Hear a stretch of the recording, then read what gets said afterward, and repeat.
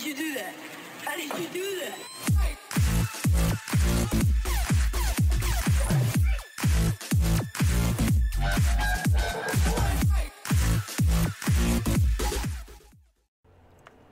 Welcome back everyone to another ESO build video. Today I'm going to be giving you the update to the burn build, the Magicka Dragonknight for the Dragon Bones DLC. Now, this has been used in previous patches, in fact for about a year now, with multiple updates along the way. I didn't have an update in Clockwork City because it really didn't need one at the time, but of course due to certain changes in combat and how skills are affected and all the rest of it, this is due an update, as are most of my other builds. So I'm going to go straight into it. We're going to go straight into the stats and show you where we're starting. Points, potions, all the rest of it. So we're sitting on 46.2k max Magicka, 16.8k max health. Don't worry, that looks squishy, but we've got a shield, we're good.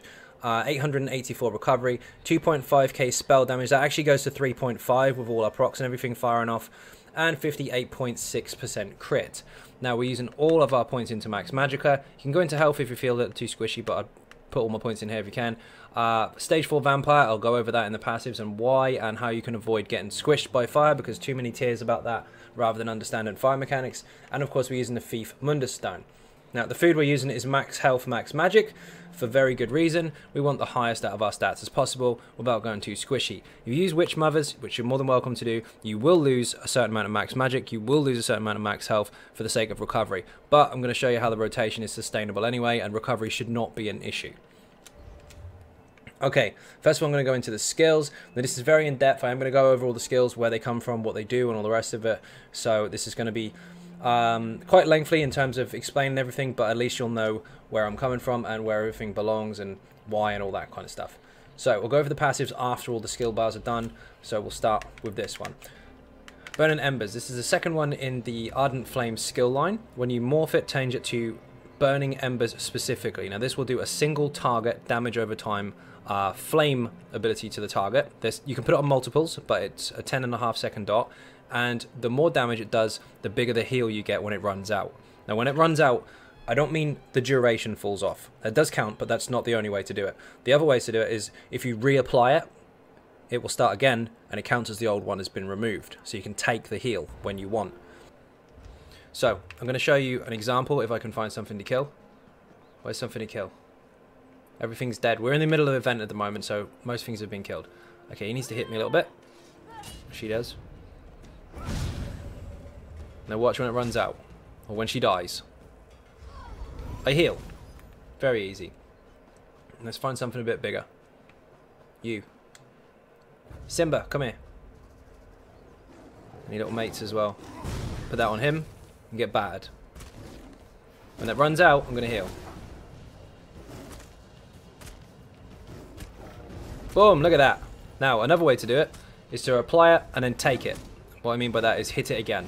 It's very, very cheap anyway. So put it on him, and I'll hit him again. I want to heal. Boom, full health. Wasn't even a crit. But it's still running, so when he dies, I'm going to heal again. Peace. Put it on him. We'll take it. So, takes a little bit of practice getting used to that, but basically whenever you're in trouble, if that dot is already running, when it runs out it will heal you, when the target dies it will heal you, or when you claim it back and hit that target again, you can be healed. It's really, really strong, and you can even get a massive, massive heal, sometimes a full health heal if you crit, just by applying it once and then applying it again straight away. Really, really powerful. Make it run out, of course, as much as possible. Let it run its full duration if you can, but if you do need that heal, you are desperate, reapply it, you'll be fine. Second skill is Rearm and Trap. This is in the Fighters Guild abilities, or skill line rather.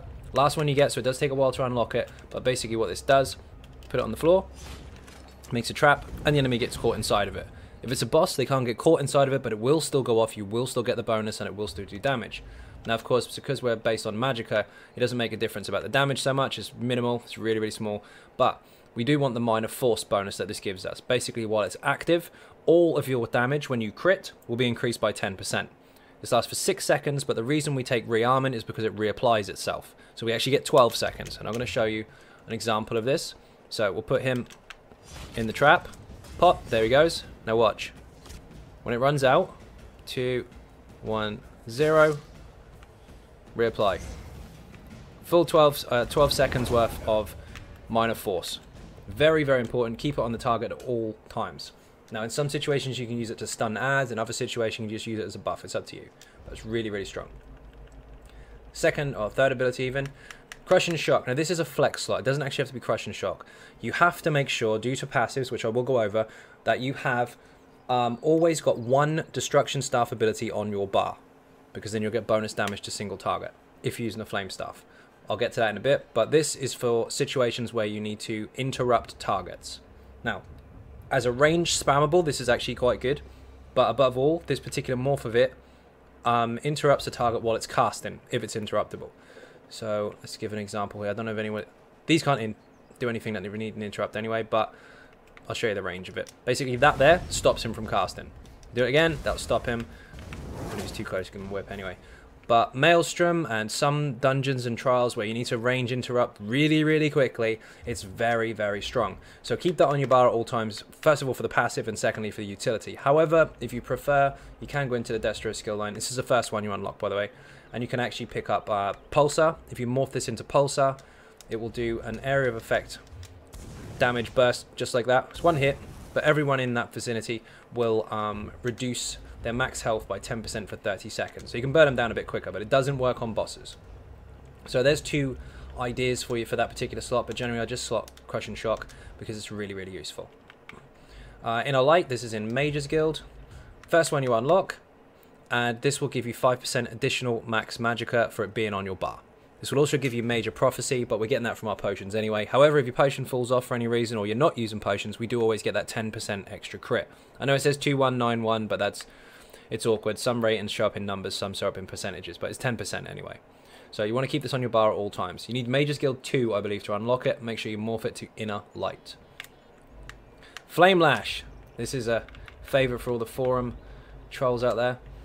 Flame Lash does a decent amount of damage to single target every time you fire it off, and if it's stunned, if the enemy is stunned or immobilized, you can knock them off balance.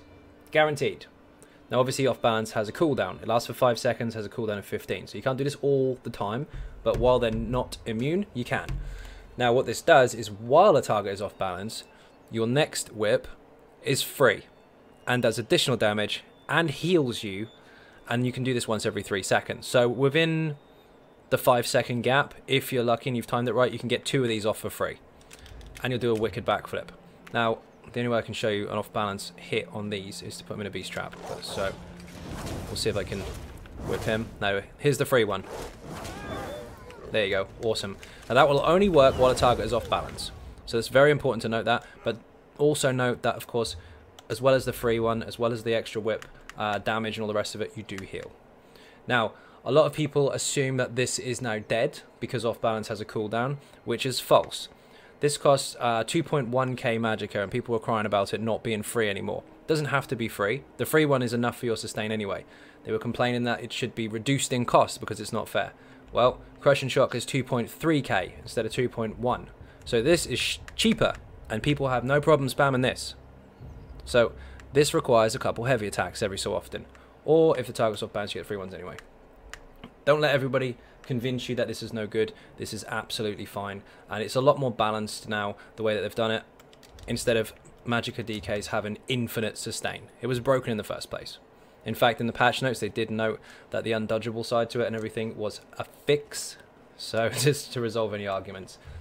Okay, so that's your main spammable. Now this is in Ardent Flame. It's the first ability you unlock, so it's really, really easy to get. Morph it to Flame Lash. The other variation doesn't do a backflip. It doesn't give you the free one if the target's off balance, and it doesn't give you a heal if the target's off balance either. So utility-wise, this is very, very strong. The other one will give you 100 extra spell damage to your Ardent Flame abilities, which is not far off the same damage, except you won't get all this shiny stuff.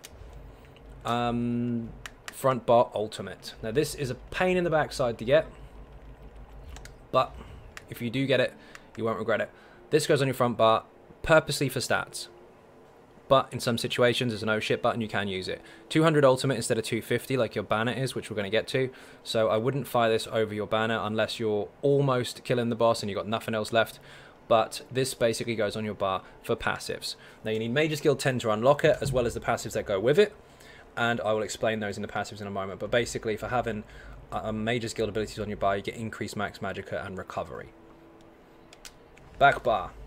Harness Magicka, very, very simple. Go into light armor. And this will give you a damage shield. Really, really simple. Get this guy's attention, put a damage shield on me. Can't hurt me. Well, for the damage that it protects me for anyway. Didn't hurt. See what I mean? Absolutely fine. Now, there's two different morphs to that. One of them gives you a larger shield, which is up to you whether you choose to have it or not. Or this one, if you get hit with Magicka damage, it actually absorbs the Magicka damage when the shield gets taken off, and you get magic back. So, it's up to you. I preference this one for sustain, but it's entirely up to you which one you actually use. You need a shield regardless. There's a lot of situations that shouldn't be on there. That was on there for a test. Wall of Elements. This is very, very important. This is Elemental Blockade it's been morphed into. Second ability you unlock in the Destro skill line. And this needs to be on the ground all the time. Enemies inside of a flame wall of elements, and the way to make it flame is to hold a flame staff. Whatever staff you use will affect this. Anything caught with a burn-in status effect while inside of this will get an additional 20% damage done from this damage over time ability. Anything caught in here will take damage. It's very, very strong. Only lasts 8 seconds, but you need to keep it down all the time. Engulfing Flames, this is essential to the build and of course to your group as well. Third ability in the Ardent Flame skill line, morph it to Engulfing Flames. What this does is a flame breath. Enemies in front of you caught with that will have a 10-second damage over time effect on them of fire. Also, while it's on them, it applies a debuff or a bonus if you like, meaning every single person that hits that target will have an additional 10% flame damage to the target. Very, very strong indeed. And you need to make sure that is on the target at all times, not just for your damage, but for theirs as well. Flames of Oblivion, this one takes a while to unlock. This is actually the 5th one in the Ardent Flame skill line. This will give you the same crit as on the front bar from Inner Light. So you can double bar Inner Light if you prefer, if it's less complicated for you. You don't have to actually have this. You can just double bar Inner Light and have the bonus on both bars. But if you have this, not only does it apply the crit bonus, but it also gives you a fireball that fires once every 5 seconds. So activate it, for 15 seconds you fire shots of fire at the target. Really, really simple. Have we got something that we can hit so we can show you? Yes, we have. Him over there. Now, here it goes. And it will fire once every 5 seconds. It will fire again. Now. One more. See, that is passive. You don't have to keep spamming it. However, if you activate it, it will hit the target instantly and then tick off every 5 seconds. It will only hit the target, however, if you're already aggroed into a fight. See, at the moment, this won't actually hit that wolf. It won't do anything. But if I get his attention and then fire it, oh, wrong bar, it will hit him straight away.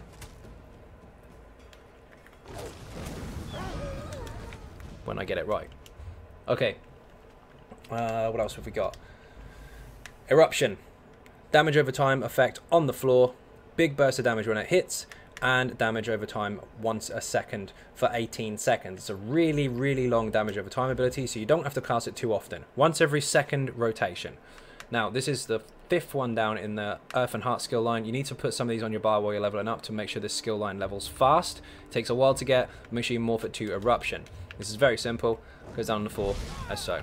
Anyone in there takes damage and is snared for 70% for the first few seconds. Now, also, overlay Wall of Elements. So now both are running, and make sure things are on fire. So they're on fire, they're in the wall, they're in the eruption, they take loads and loads and loads of damage. Make sure you keep that up, however. So when you're running your rotations, you're doing front bar stuff, you're doing back bar stuff, this goes down once every second rotation, not every rotation. For 2 reasons. 1, because the duration's long anyway, and 2, you don't want to run out of Magicka too quickly. But I will go over rotations at the end, or towards the end. Standard of Might, this is absolutely insane. Basically what this does is it puts down a big banner on the ground, and while you're standing inside of it, all of the damage you do is increased by 15%. All of the damage you take is decreased by 15%. Plus you apply a Major Defile to the target, reducing their healing received. Now, 17 seconds worth of a flame dot in area of effect every second, plus the boosted damage, is insane. Also, it's got a synergy attached, so your teammates can actually chain all the targets into the banner so they can't move. This is absolutely awesome. Let's see if we can fire this off. Looks like this. No, it doesn't. I haven't got any ultimate. Where's something to get ultimate off of? You, come here. Looks like this. Have some of that. Anything inside here takes damage every second, and all of your damage is increased. Very, very, very strong. I would highly recommend using that ultimate only, all the time, unless, of course, it's an oh shit moment and you need resources back, which I'm coming to, or if it's the end of the fight and you haven't got enough ultimate to fire off the banner. Something's coming after me. The wolf is stuck. Okay, now it's time for passives to make this all make sense. Ardent Flame. Get every single one of these. These are beneficial to your damage overall, as well as status effects and all that kind of stuff. Now, this increases our status effect damage for burning and poison. Everything should be burning because we have a shit ton of fire, but we are also using a certain amount of poison as well, which I'm going to come to when we get to the sets. That means that it can proc a status effect for poison, what we're using, and it is increased in terms of damage. Now, the status effect for poison is actually a damage over time ability, which lasts 6 seconds. Single target dot. Really, really nasty, but this makes it stronger. This adds an additional snare to your Ardent Flame abilities, so fair enough, it slows down targets that are got the breath on them and that kind of stuff. This increases your breath, your burning embers, your banner, in terms of duration and damage, which is really, really handy, so you got to get that as soon as possible. And this, of course, increases your area of effect, flame, and poison abilities by 6%. We don't have area of effect poison damage going, but we do have area of effect flame damage going, which is all this stuff here. So that all counts. And the banner. Draconic Power, this is a flex slot. You can morph it to Deep Breath, and what this basically does, I mean, you can put this anywhere as long as you don't take off the Destro abilities, depending on the situation.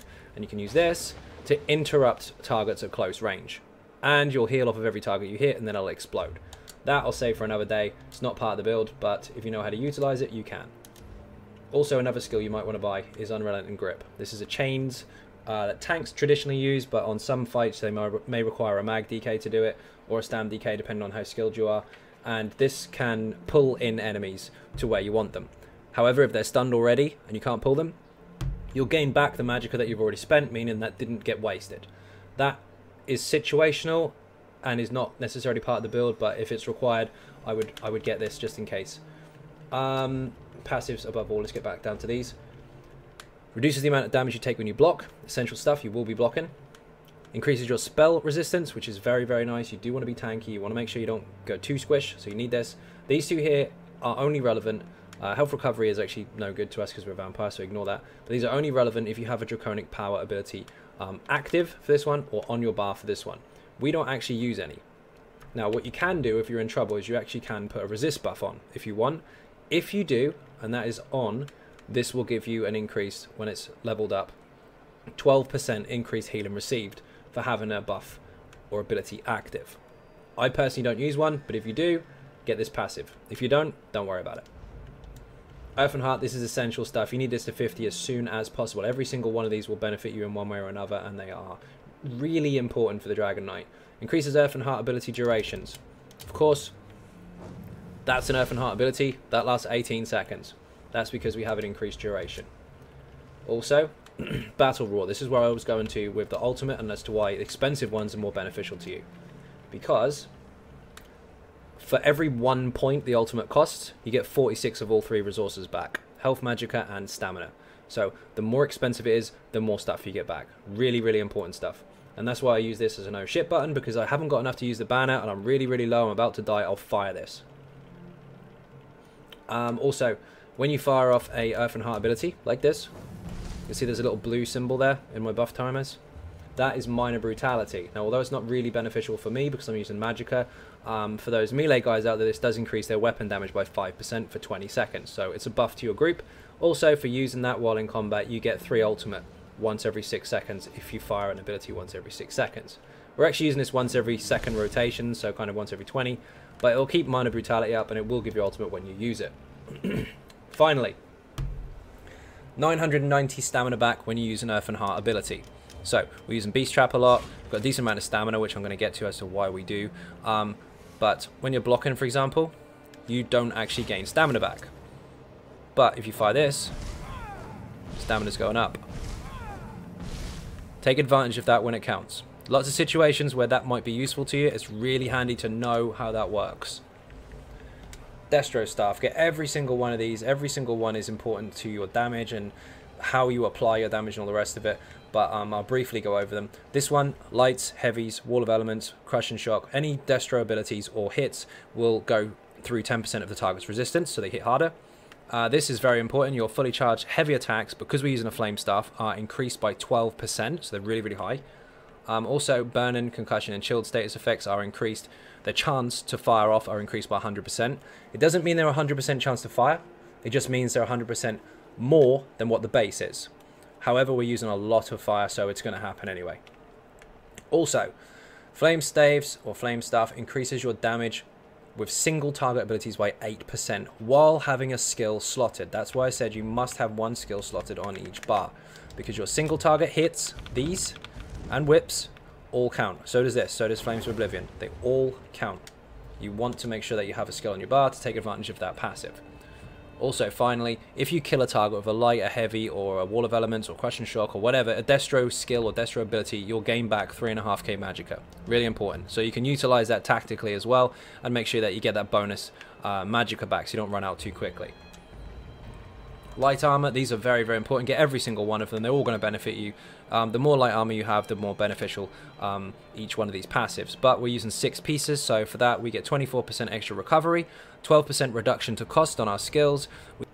We get resistance, we get 10% crit chance, and that's 2191, but it's the same as Major Prophecy. It's 10%, and we also get 4.8k, almost 5k spell penetration. So we go through targets resists quite a lot using light armor. It's quite nasty. Make sure you get them all. Heavy armor, well, medium first of all, we're not using any, so don't bother with that. Heavy armor, these two are minor bonuses to your resist and your return to your resources once every 4 seconds. We're only using one piece of heavy, so this isn't essential, but if you want to kind of optimize, if you like, with some spare skill points, go for these two. But above all, make sure you do get Juggernaut, because you do want the extra 2% max health for using that one piece of heavy armor. This is very, very important, otherwise you're going to be ultra squishy. Vampire, this is important. 10% additional Magicka recovery and Stam recovery. Awesome stuff. And of course Undeath, which is ridiculously overpowered and incredible, and you should get it. The lower your health, the less damage you take. So under 50% health, the lower your health goes, the higher the reduction to damage, up to 33%. So you are very, very tanky at low health, and that gives the healers a little bit more time to get to you, or yourself a little bit more survivability when you go too low. It's very, very strong. You have to be stage 3 or higher. Generally, I'm stage 4 on everything. Now, I know, of course, you take more damage from fire as a vampire, but that's to people who keep standing in it and dying. They always blame the fire rather than their positioning. Fire like this on the floor, get out of it. If it's aiming straight at you, move out the way. If it's fired at you like this, like a fireball, block it or dodge roll it. Or shield and block it. You've got many, many ways to get out of the 3 major types of fire. Or if someone's hitting you with fire that can be interrupted, hit them with a crushing shock or bash them. You've got many, many ways to avoid the damage. Now, if it's Vass, for example, Asylum Sanctorium, and it's the 25% and under phase on St. Ohms, and the big, big AoE fire ability is landing on you, and you're not going to make it. It's going to hit you in the head because you've misplaced your feet, you've made a mistake, and you're not going to make it to the gap. Well, for those sort of situations, that's where you slot Mist Form, because that's 75% reduction to damage on that particular mechanic. If you put this on, you will not die. That's how you counter fire. You either stay out of it, or you find a way to mitigate it or shield it. People panic so much about fire that they assume that that's what's going to kill them every time because they're a vampire. If it was poison, it would probably still kill you because you're not used to getting out of the mechanics. Learn how to avoid the mechanics, and then fire will not be a problem for you as a vampire. Also, on AA, it's exactly the same. Make sure you're buffed up properly. Make sure you've got enough resist in your CPs, all that kind of stuff. Switch them around a little bit and buff up where you lose. It's very, very important to understand the mechanics of the fight or the damage that's coming in before you start screaming about what you think killed you. 9 times out of 10, it was probably your own fault, not vampire. Okay, Fighter's Guild. This is very, very important. Intimidating Presence, not only for quests, of course, but for Rearm and Trap. This reduces the cost of your Fighter's Guild abilities by 15%. We don't have a huge amount of stamina, although we have more than most, but we want to reduce the cost, so that's cheaper. Banish the Wicked. This is very, very important. If you kill Undead or Daedra, you get 9 ulti back. You have to specifically get the kill. Sorry, Wolf. But if you do, everyone... Oh, champion points, wrong button. Everyone that you do, you'll get 9 ulti back, which means you can use your ultimate more often, meaning you do more damage and get more resources back. Even if you're on a tank, get this passive, because if you kill something, you get ulti back. What's not to like? Mage's Guild, I know, it's boring. You have to pick up to 210 to 250 lore books, depending on whether you actually complete the sets or not, because you get bonus XP. But if you get Mage's Guild 10, you can get the shinies, which we do need, and then you can get this passive here. I think this is before 10, actually, so you're safe. But you do need 10 for Meteor, so what can you do? Now, what this does is for each Mage's Guild ability slotted, you get 2% additional Magicka and recovery. We've got 4%, which I almost stumbled over, because we have one here, and they add up. And that does add up to our total max Magicka as well. So, you see that we have 46k. Now, on the back bar, if you stay on there too long, which we don't, you can see with no buffs, it goes down to 42, almost 43. Big bonus there. That 4% really adds up once you start hitting high numbers. Okay, Undaunted. You need to get these skills up really fast. Don't worry about all these because you're not really using them, but these are essential. This one, first of all, if you see a synergy, take it. It's going to do one of three things. Shield your group, do damage, or heal you. Most synergies will do one of those three. You need to take them. I don't know why people sit there and watch them and go, oh, someone else should take it. No, you take it. Take that synergy. You're going to help everyone or yourself, and you're going to get resources back.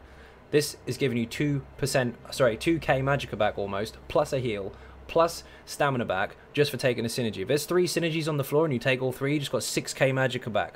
No one's complaining about sustain now because you're covered. This is really important. Make sure you take it. Not to mention also, if you pick up a Nova off the floor, you'll do about 30k damage in AoE before all the buffs hit. It's really nuts. Also, this is the most important one. For each type of armor you're wearing, you will get 2% to your max resources. So health, stamina, and Magicka increase by 2% each for each type worn. We're wearing 6 pieces of light. Light counts as one type.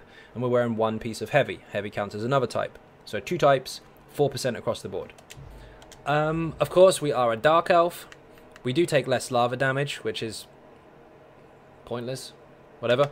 About as important as Argonian swimming, I guess.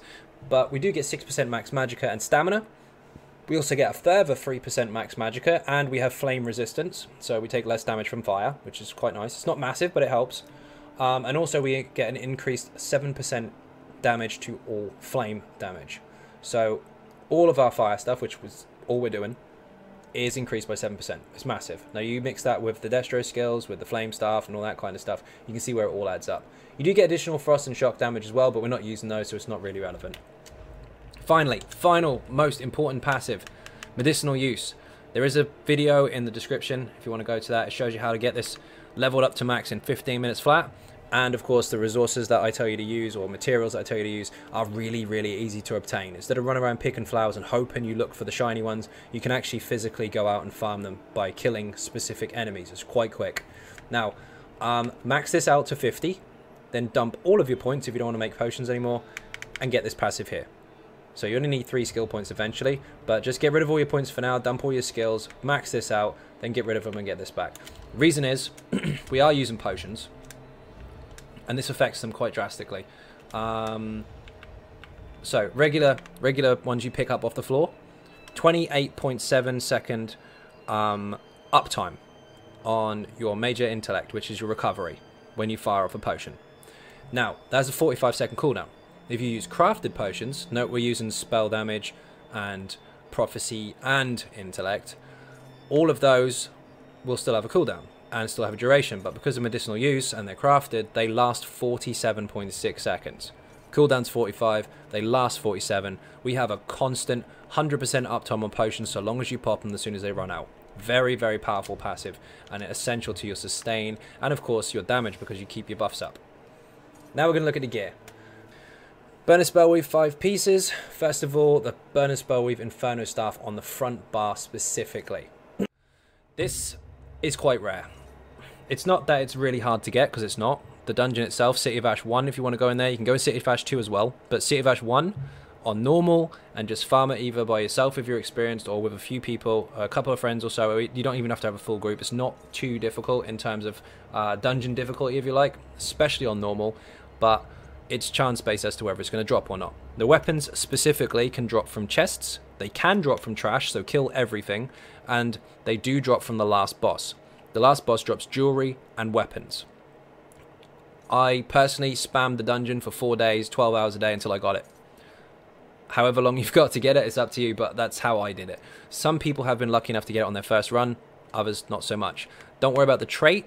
The trait is important on the build, but you don't have to worry about the trait when you loot it, because remember, we have a transmutation system now allowing us to change the trait. So if you get a rubbish one, don't worry, you can change it. Now what this set does is it gives you max magicka of almost 1k, it gives you 129 spell damage, and it also gives you spell crit as well. Now, the important thing is, if you do damage with a flame ability, you have 15% chance to apply a burn-in status effect. Now, while this is happening, you will increase your spell damage by 525 for 8 seconds. Has a 4-second cooldown, because it has a cooldown from the start for 12 seconds. So once it's activated, it starts to cooldown. So your 8 seconds are uptime, your 4 seconds are downtime. But generally, if you're lucky, that will be on your back bar, and we don't have it on the back bar anyway, we have it on the front. So it does have a downtime, but the uptime is really, really nice as well. It's pretty good. Okay, I'll show you how that works when we get to the skeleton in a moment. Maelstrom weapon on the back bar, flame stuff specifically. You don't have to have the Maelstrom weapon. You can just use another burner spell weave, or even a crafted one if you prefer. But the Maelstrom weapon will give you more damage overall with this particular setup. Not by a massive amount, but it will contribute nonetheless. Now also you'll notice that I'm using poisons on here. First of all, we'll get to the passive bonus that this set, if you like, because it counts as a set, gives you. Your light and heavy attacks, while inside Wall of Elements, while inside this, will be stronger. So any targets caught in this, caught by a light or a heavy, will have additional damage done to them. It's very, very strong, especially since we're weaving light and heavy attacks. But the poison I'm using does single target damage over time, poison damage to the individual target that this affects. Now, there's 2 different poisons on here. One lasts 4.5 seconds, one lasts 6.4 seconds. They can crit, they do count as single target damage over time abilities, and they can both proc the poison status effect. Now, if you remember in the passives, I said that we have a 50% increase to the damage of poison status effects. This generally isn't used on a mag DK, although now, because we've got these poisons, you can. So you can have the top dot, you can have the dot underneath it, and you can also have the dot from the poison status effects. You can have 3 additional dots running that are for free just inside your rotation. You don't have to use these poisons, but if you can afford to make them, I would really, really recommend it. These are very, very strong indeed. Now, there are other poisons you can use. This one gives you more magicka back when you're firing off your light and heavy attacks and all that kind of stuff. Or from your abilities, you can proc this. But honestly, the sustain is absolutely fine. I don't personally struggle, but this is a choice for you. One, more sustain. The other, more damage. This, by the way, is made with Alkahest, Nightshade, Nirnroot, and Fleshfire Lava. I'll put that in the description, and I will also put it on the website as well. So 5-piece bonus spell weave, specifically infused on the large pieces. Now, for those that don't know, large is head, chest, and legs. So infused trait on those, and then divines on everything else. So 5-piece bonus spell weave to start with from City of Ash. You can just farm City of Ash 1 and you'll be fine. This is the second set, Destruction Mastery. What this does is this will give you max magicka, spell crit, and spell damage, just like bonus spell weave. It's exactly the same. But the 5th piece bonus, instead of giving you spell damage, it gives you flat magicka. So you get 2.4k max magicka for having a Destro staff equipped, which of course we do. So our max magicka is huge. We have a massive resource for our skills and a really good proc and uptime for our spell damage for our lights and heavies and skills combined. So it's about all flat damage and boosting it as much as possible. Now, you can put this in any order. It doesn't matter where it is, whether it's jewelry and weapon, or jewelry and feet and hands, or legs and chest. It doesn't matter what order it's in, as long as you have 5 and 5, and make sure that your bonus spell weave is on the staff. It doesn't have to be, but it's a little bit more efficient if you make this deliberately proc on the front bar and not the back. Up to you, however. Now, the last piece, of course, is the shoulder. You can have the helmet or the shoulder. You don't have to have the shoulder specifically, but you do need to make sure that it's in heavy. Now, the reason it's in heavy is because, of course, we get the Undaunted passive, the extra 2% across the board for all our resources, and, of course, we get the Juggernaut passive giving us another 2% max health, so this actually makes us a lot less squishier. But the reason we use Domi House, which comes from the middle Undaunted chest, by the way, is because we want the extra 1k max magicka. Now, there's many shoulder sets that do that. Infernal Guardian, Elambris, and Grofdar, they all give you max magicka, but this also gives us 1k max stam as well. We are using stamina because we're using Beast Trap. Why not plug it with an extra 1k? The bonus for both, instead of just one bonus, is a no-brainer. Really, really useful one piece there. Again, spell damage on everything. Divines on the small, infused on the big, and a heavy on the shoulder or helmet. Now, let's go into the champion points, and then I'm going to demonstrate how to work out the rotation, or how to do the rotation, and then I'm going to give you an example of what it does single target on your own as well. Start off with the resists. First of all, Ironclad, 23 points into here will give you 10% reduction to damage incoming from direct attacks. Direct damage attacks, like a fireball to the face, or a light, or a heavy attack, or anything direct damage that hits you. Now, I know you can pump a lot more into these depending on the fight, but generally most hits are not necessarily direct damage, because the direct damage stuff usually hits the tank in the face, not you. However, if the tank's suffering, or if the fight requires you to put more points into here, you can, but for now I have this as a flat base. 75 points in here, 75 points in here to reduce the incoming damage from all physical types and poison and disease, and all magic types for frost, flame, shock, and all that shininess. Now, if you put any more points into here, you're going to need 25 points to get the additional 1% bonus. It's really not worth it. You'd have none of this 10% stuff if you wasted it in here for 1%. It's rubbish. So go 75 maximum. You can go lower if you want, but I wouldn't go any higher. Also, 20% into thick skinned, 56 points into here will give you a reduction to damage over time abilities. So if you get hit by a fireball that has a lasting burning effect, this will reduce the damage. If you have a poison AoE damage over time effect, this will reduce the poison, and this will reduce the dot effect of it. They stack with each other depending on what the target is hitting you with. 11 points into quick recovery for the 3% healing received, so all heals that you do or other people do to you will be increased. And the main reason for this, 11 points for the jump point, so we actually get the 3%, otherwise we'll be just under. But the 10 points for this. While you resurrect people, you take 15% less damage. Now, if you put a damage shield on first, of course that will benefit you as well. So damage shield, then res. And just remember, if you are low health, also you are a vampire, you have much less damage coming in at low health, and this also stacks on top of it as well. So you're tankier while you're resin, and you will be resin people, because shit happens. 40 points into Warlord, 16% reduction to break free costs. You are going to need to break free, you will get stunned, reduce the cost. You don't want to have no stamina left and can't survive.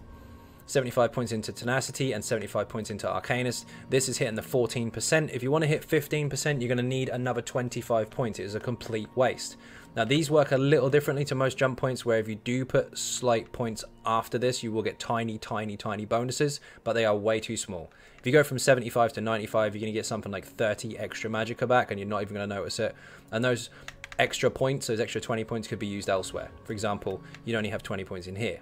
Well, for not even a 1%, you may as well make use of something else. So these are very strong at 75. I would not go any higher.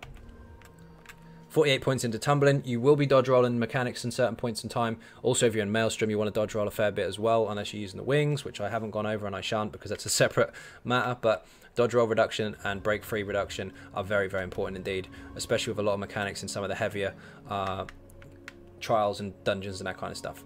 Also, we've got no more points left before any of these are done. So if you want to waste 1 point in here, you're just going to waste it doing nothing. Waste a point in here, you're going to waste it doing nothing. Let's put those 2 points together and make some use out of it and get 1% reduction to block cost. Oh, damage. Nearly skipped it. So 40 points into here, 16% increase to crit damage. We are going to be critting quite a lot. We do want to improve the damage, but we won't be critting all the time. So if you put too much into here, you go too heavy in it, you're going to be wasting points that could go into flat damage, which will benefit you whether you crit or not. So make sure you take advantage of this for a decent amount, but don't go too nuts with it. So 40 points in here is just fine. 75 points to give us a 14% increase to all elemental and flame and shock damage and all that shininess. We're doing nothing but flame, so boost it. Our flat increase to damage is improved by 14%, and then this stacks on top. So this is really handy. Don't go any higher than this. You need 25 points again to get to 15%. If you use 25 points in here, you're going to put this down to 15 and get barely anything from it. So use your points wisely. Don't go any more than 75 in here, unless you've got nothing else to put it in, but we do. 9 points into Spell Erosion. We do have a fair amount of penetration, especially with the sharpened weapon, especially with the light armor passives and the destro passives and all that kind of stuff. But this will give you that that extra kick for when you're in groups or when you're solo to kind of push your penetration over, not over cap, but close to it as possible without any major extra buffs in there. But if you are in a trial situation and you do have all the major penetration buffs applied, then you can put this down to 1 point and you'll be absolutely fine, or you can just leave it where it is in case anything has a downtime. This is, you don't need any more than this in here. Unless you're 100% solo, in which case go for it. what do we got here? 35 points into Staff Expert, giving us a 20% increase to our light and heavies, which we use all the time. Every skill is started by a light attack or a heavy attack without fail. Otherwise, you'll lose DPS. You want to make sure that you put a light or heavy in between every single skill, and I'll show you that in the rotation. Master at Arms, 9% into this to increase our single target damage. Now, this is for direct attacks, not single target dots and stuff like that, but things that hit the target in the face. So your light attack, your heavy attack, your whip, your Flames of Oblivion, anything like that, this benefits. So this light and heavy bonus also stacks with this, and you can see where I'm going with that.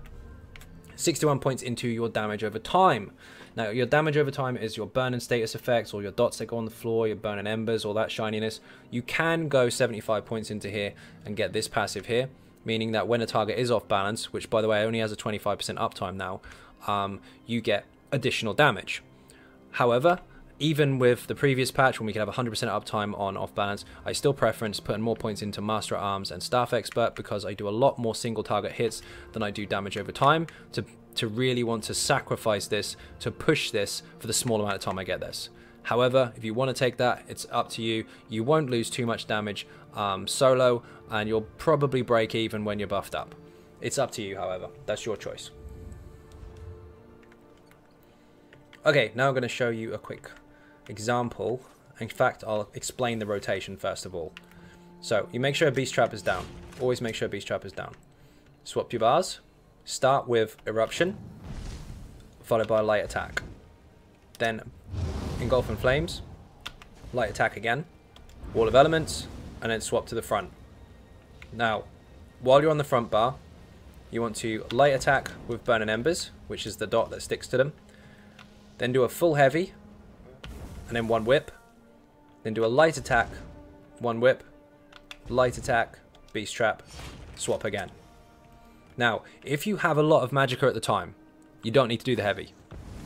Instead of one heavy whip, one light whip, just do 3 lights, 3 whips. But be careful with it. I'll show you that in the rotation in a moment. I'll give you another quick example on the skeleton as well. Now, when you're on the back bar the second time, don't cast this again. Remember this last 18 seconds. You only cast it once. Do a whole rotation with the front bar. Go back. This time you want to use Flames of Oblivion. Then light. Then breath. Then light. Then wall. Then swap. When you come around again, that's when you put Eruption. So you see what I mean? Eruption, light, breath, light, wall. Front bar rotation, blah, blah, blah. Back bar, Oblivion, light, breath, light, wall. Front, blah, blah, blah. Switch, Eruption, breath, wall, damage, Oblivion, breath, wall. You see what I mean? Every single rotation starts with a different skill. So one rotation will start with Oblivion, one rotation will start with Eruption, and alternate them. Now, if that is too complicated, just go into your skills, get in a light, put it on both bars. Then you never have to press it again. You can just do Eruption once every 2 rotations. Now I'm going to go to the skeleton so you can actually see me hit it and interact with it rather than just saying the words, and this will make a lot more sense. Okay, here we go.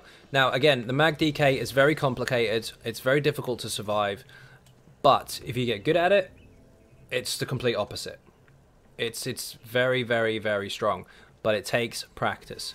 Now, again, I'll make sure that I've noted that one rotation requires this, then the breath and the light, and then the flame and the light.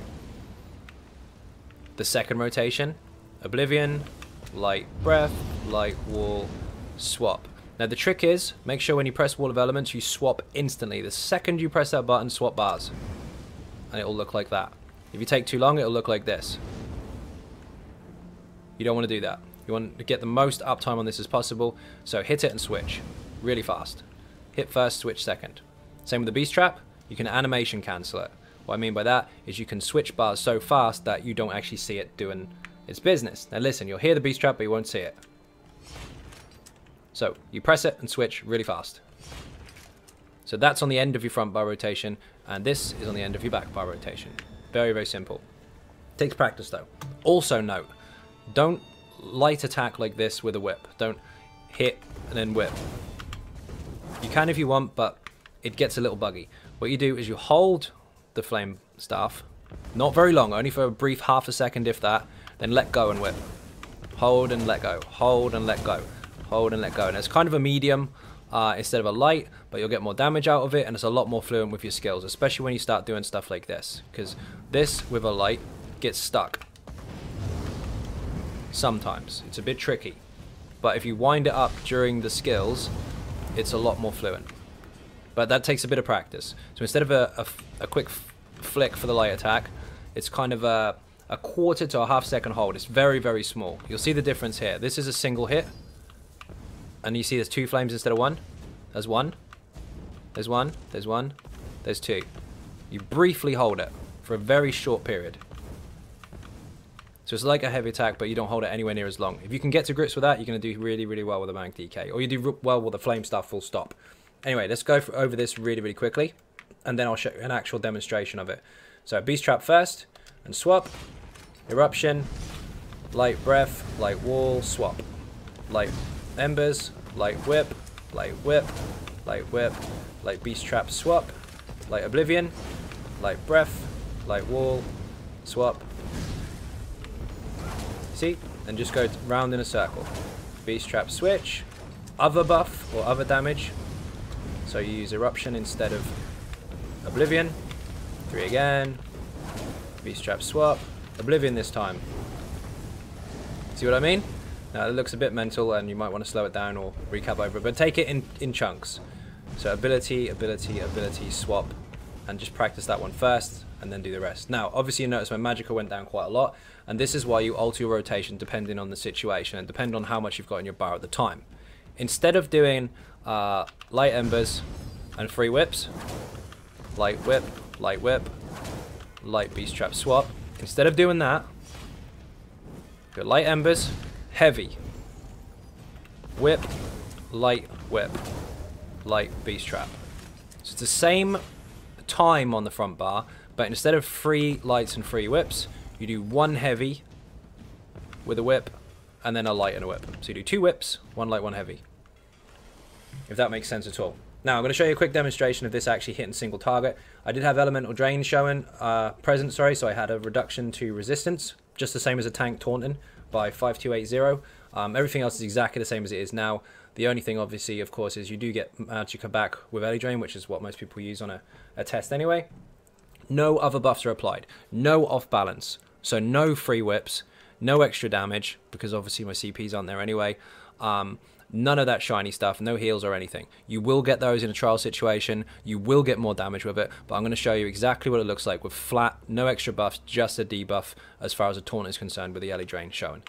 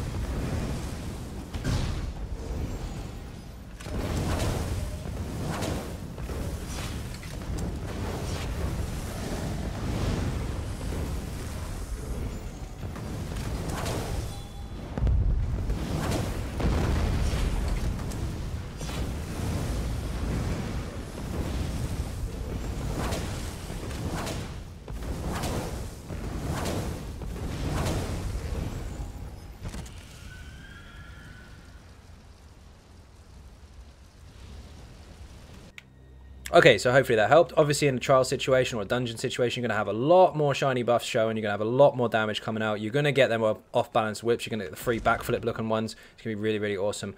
For those that thought the Mag DK was dead, clearly not. So It is complicated, it does take a bit of practice, but don't worry, I will put the rotation on the website as well, so you can kind of digest it in your own time. It's a little bit tricky, but hopefully this helps. Again, don't forget, no trial loop required, and this can play all the way to endgame, and it has done. It's absolutely fine. First of all, thank you all very, very much for watching. Hugely appreciate the support. If you're not subscribing, please do hit that button. It is free. Furthermore, if you want to help support the channel outside of YouTube, there are some links in the description for Patreon, for Facebook, for Twitter, and of course the website where all the guides are, XynodeGaming.com. Once again, thank you all for watching, and bye-bye.